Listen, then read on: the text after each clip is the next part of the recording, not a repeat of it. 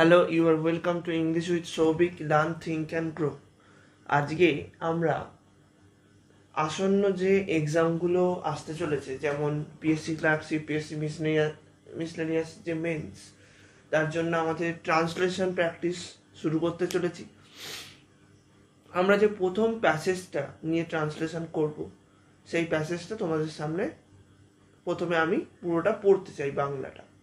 দেখো, বর্তমান যুগ প্রযুক্তির যুগ।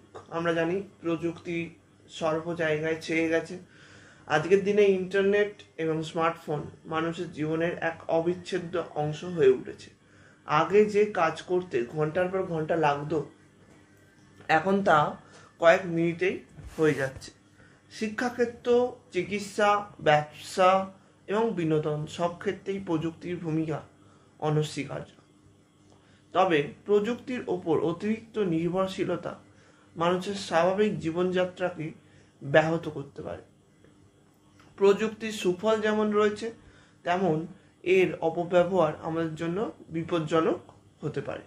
তাই প্রযুক্তিকে সঠিকভাবে এবং সীমার মধ্যে ব্যবহার করাই হলো জ্ঞানের পরিচয়। ঠিক আছে, আমরা এক একটা লাইন ধরে ধরে ট্রান্সলেশনগুলো করব, তাহলে আমরা দেখতে পাবো যে কিভাবে আমরা ট্রান্সলেশন করতে পারি। দেখো,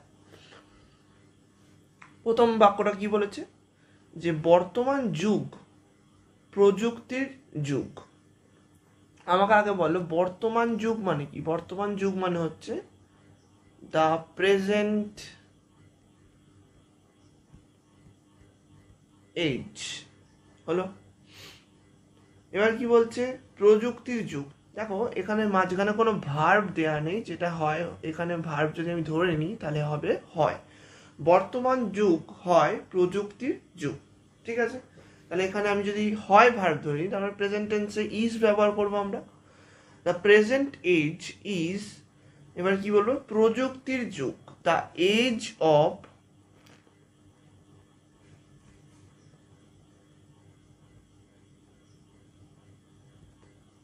টেকনোলজি। ঠিক আছে, নেক্সট সেন্টেন্স দেখো,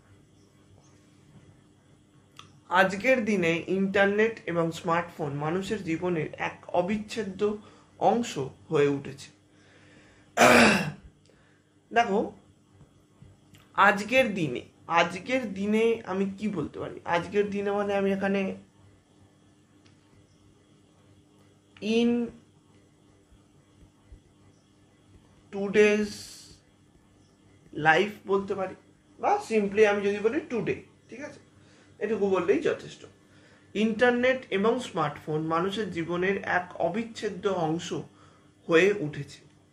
আচ্ছা, এই যে হয়ে ওঠা, এটা কোন টেন্স? মানে যেটা সবেমাত্র হয়েছে বলছে, যেমন প্রেজেন্ট, যেটাকে বলা হয় প্রেজেন্ট পারফেক্ট। এটা রুল কি হয়? হ্যাভ হ্যাজ প্লাস V3 আমরা জানি। ঠিক আছে, তাহলে ইন টুডেজ লাইফ কমা, এবার আমাদের সাবজেক্ট কি আছে? Internet, smartphone. তাহলে ইন্টারনেট অ্যান্ড স্মার্টফোন, যেহেতু দুটো সাবজেক্ট আছে, তার মানে থার্ড পারসন প্লুরাল, সেই ক্ষেত্রে কি ব্যবহার করা হয়? হ্যাভ হ্যাজের জায়গায় হ্যাভ। এবার হওয়া অর্থে হ্যাভ V3, বিকামের second form became, third form become, তাই এখানে V3 হিসাবে বিকাম ব্যবহার করলাম। ঠিক আছে, এবার এক অবিচ্ছেদ্য অংশ হয়ে উঠেছে। কি হয়ে উঠেছে? এক অবিচ্ছেদ্য অংশ, মানে যে অংশটাকে সেপারেট করা যায় না, সেটাকে আমরা কি বলবো? An inseparable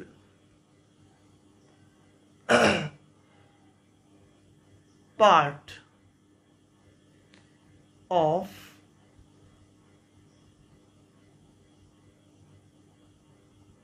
human life. তাহলে বোঝা গেল কিভাবে সহজ করে আমরা বলতে পারলাম এই বাক্যটাকে। দেখো, তারপর কি বলছে? আগে যে কাজটা করতে ঘন্টার পর ঘন্টা লাগতো, এখন তা কয়েক মিনিটের মধ্যেই হয়ে গেছে। দেখো, এই বাক্যটাকে আমি একটা কমপ্লেক্স সেন্টেন্স হিসাবে ধরতে পারি। কীরকম দেখো, একটা সাবজেক্ট আছে যেটা দুটো বাক্য রয়েছে। প্রথম কথা হচ্ছে আগে যে কাজটা করতে ঘন্টার পর ঘন্টা লাগতো, এখানে একটা যে কাজটা করতে ঘন্টার পর ঘন্টা লাগতো, মানে সেই কাজটা যেটা করতে ঘন্টার পর ঘন্টা লাগতো তা এখন করতে কয়েক মিনিটেই হয়ে যাচ্ছে। তাহলে দুটো সেন্টেন্স আছে। তাহলে যদি আমি শুরু করি যে সেই কাজটা, তাহলে কি বলবো? দ্য টাস্ক বা দ্য ওয়ার্ক বা টাস্ক, যা খুশি করতে পারো।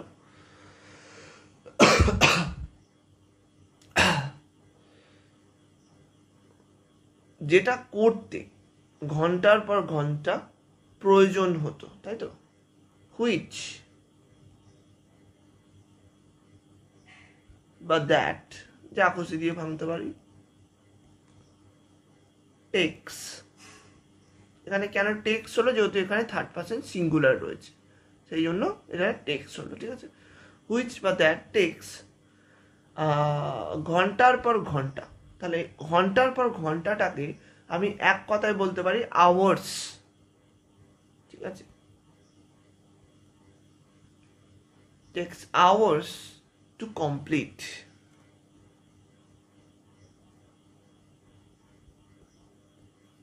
হয়ে গেল। এইটা হচ্ছে আমাদের সাবঅর্ডিনেট ক্লজ পার্টটা হয়ে গেল।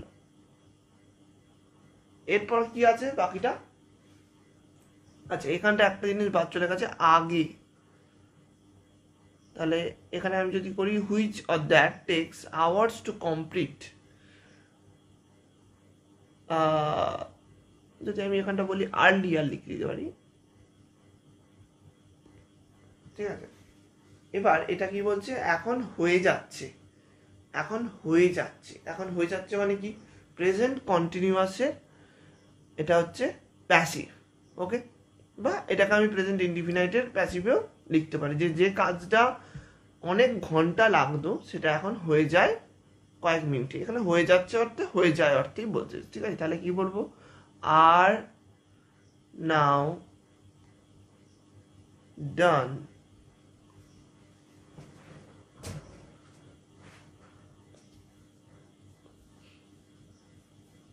ইন মিনিটস, ইন বা উইদিন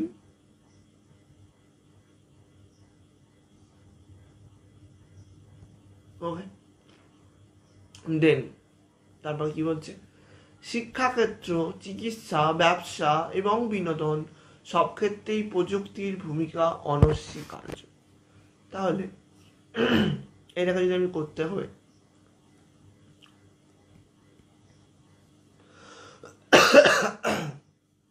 দেখো এখানে আমার সাবজেক্ট প্রযুক্তি, কিন্তু এগুলো কিন্তু বাক্যের আদার পার্ট হিসাবে ধরতে পারি। এই পার্টটাকে আমি আদার পার্ট হিসাবে ধরতে পারি, তাই আমি প্রযুক্তি দিয়েই আগে শুরু করছি, ঠিক আছে? যদি আমি বলি সব ক্ষেত্রেই প্রযুক্তির ভূমিকা অনস্বীকার্য, এখানে আমি যদি বলি প্রযুক্তির ভূমিকা অনস্বীকার্য, তাহলে দ্য রোল অফ টেকনোলজি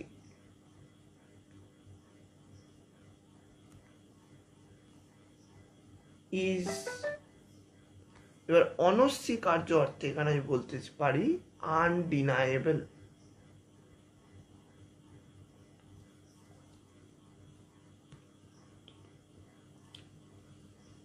তারপর কি বলছে? সব ক্ষেত্রেই, কোন কোন ক্ষেত্রে? তাহলে in the fields of education,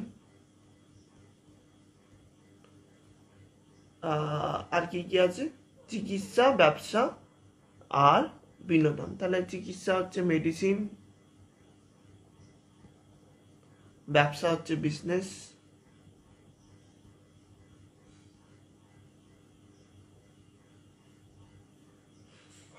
and entertainment,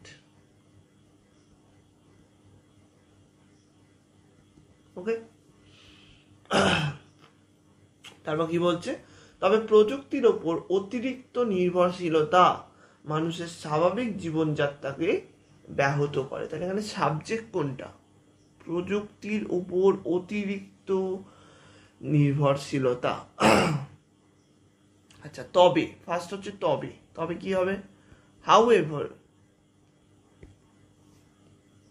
প্রযুক্তির ওপর অতিরিক্ত নির্ভরশীলতা। এখানে আমি অতিরিক্তটাকে কি বলতে পারি?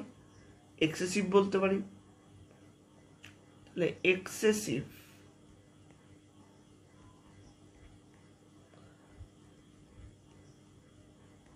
ডিপেন্ডেন্স, নির্ভরশীলতা অন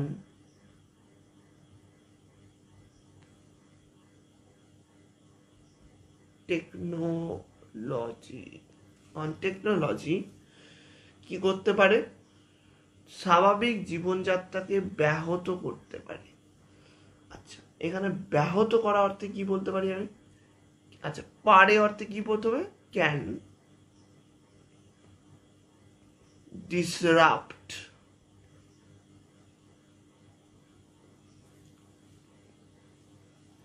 এবার কি বলেছে? মানুষের স্বাভাবিক জীবনযাত্রা,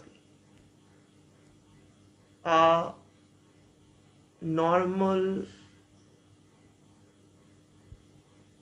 way of life of human beings.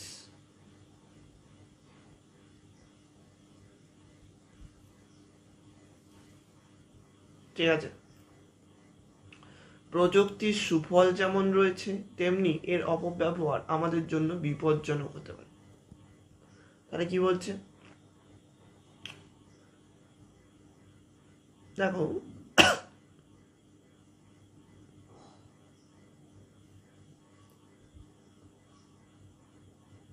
এটা লিখতে পারি প্রযুক্তির সুফল যেমন রয়েছে, just as technology has its own benefits,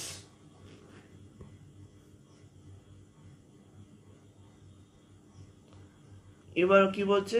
এর অপব্যবহার। এই তেমনিটা কিন্তু ইংরাজিতে আমরা ইউজ করি না, বাংলাতে যেমন আমি বলছি যেমন তেমন, সেরকম যেমনটা যেমন আমি ইউজ করলাম এখানে, তেমনটা কিন্তু ইংরাজির ক্ষেত্রে আমরা ইউজ করব না। ঠিক আছে, এর অপব্যবহার। তাহলে ইটস, অপব্যবহারকে কি বলতে পারি? মিস ইউজ, সহজ ভাষায় ইটস মিস ইউজ আমাদের জন্য বিপজ্জনক হতে পারে। Can also be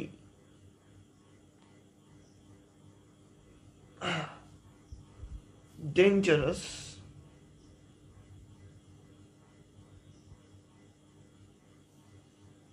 for us. ঠিক আছে,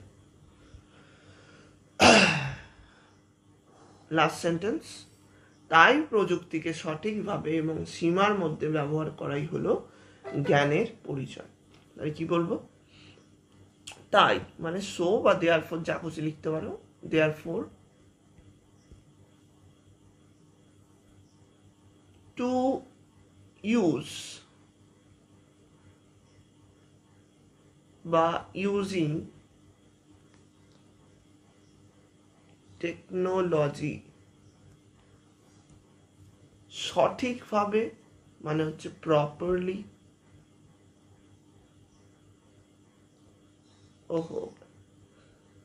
এবং সীমার মধ্যে অ্যান্ড উইদিন লিমিট।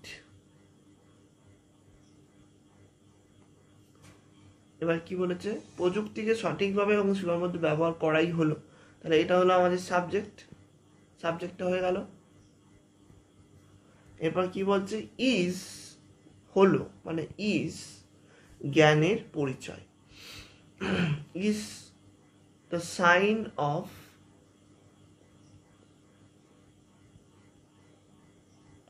উইজডম। ঠিক আছে, জ্ঞানের মানে এখানে বুদ্ধির অর্থে, নলেজ নয় কিন্তু বুদ্ধি, ঠিক আছে? দেখো কীরকমভাবে সহজভাবে আমরা ট্রান্সলেশন করতে পারি।